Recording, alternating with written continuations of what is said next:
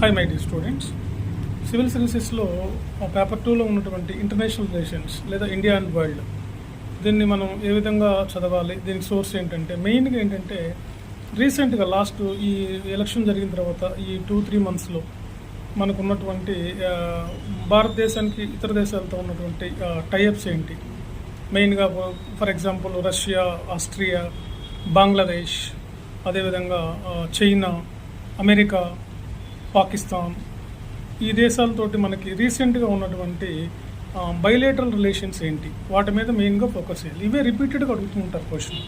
ఒక ఏషియా నుంచి ఒక క్వశ్చన్, యూరోప్ నుంచి ఒక క్వశ్చన్, తర్వాత ఇతర నయోబర్ కంట్రీస్ నుంచి కంపల్సరీగా మన నయోబర్ కంట్రీస్ నుంచి ఒక క్వశ్చన్ ఐఆర్లో వస్తుంది. ఈ 1-2 క్వశ్చన్స్కి మీరు ఏదో ఎక్కువగా చదవాల్సిన అవసరం అయితే ఏం లేదు. లిమిటెడ్గా మనకున్నటువంటి ఈ సోర్స్ని తీసుకొని క్లియర్గా G7 కంట్రీస్ ఏంటి, G20, బిమ్స్టెక్, సో ఇలాంటి